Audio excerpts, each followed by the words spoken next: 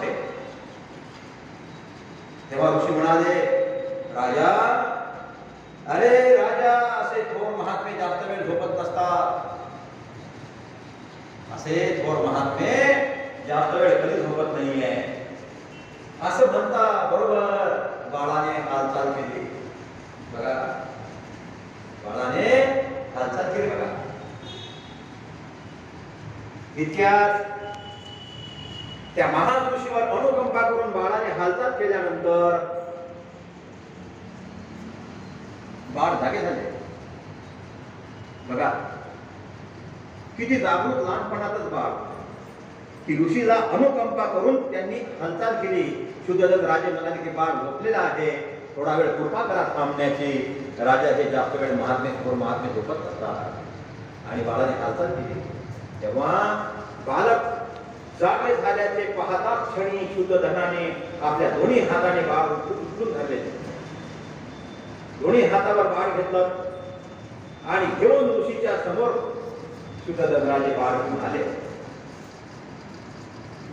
मुनिवर शब्द उच्चारले, निसंदेह, अरे या पृथ्वी तलावर हा अलौकिक पुरुष अवतरलेला आहे असे म्हणून अजित मुनी आपल्या आसनावर उठले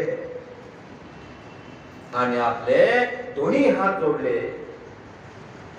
पण इतर जर संसार त्याग जर केला तर या जगामध्ये संन्यास घेऊन तर तो सम्यक संबुद्ध होईल असा त्या राजाच्या म्हणजे ऋषीच्या मनामध्ये विचार निर्माण झाला।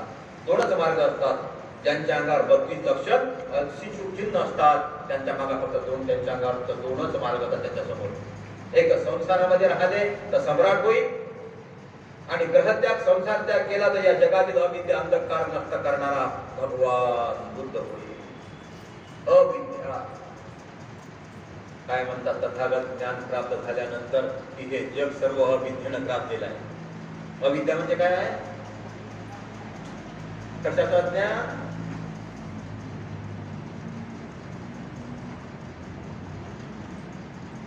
अविद्या हे जग सर्व अविद्येने ग्रासलेलं आहे। क्वचितच थोडासा प्रकाश दिसते, अंधार कोठडी, क्वचितच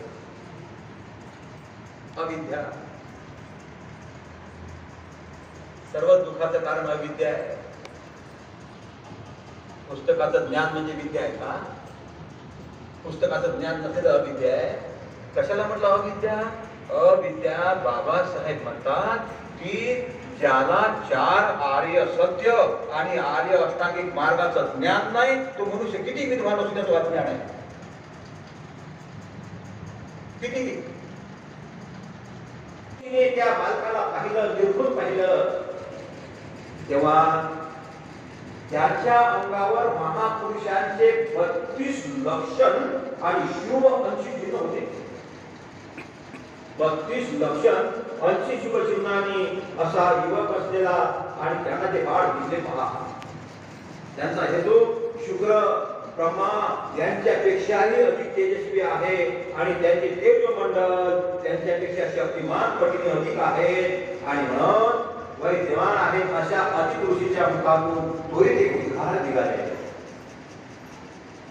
शुक्रापेक्षा सामान्याचा ताराचा उजेड जेव्हा प्रकाश पडते एवढा प्रकाश त्या ताऱ्यापेक्षाही प्रकाश या लहान बालकाचा आहे, ब्रह्मापेक्षाही प्रकाश या बालकाचा आहे। शतशः पटीने 100 पटीने निसंदेह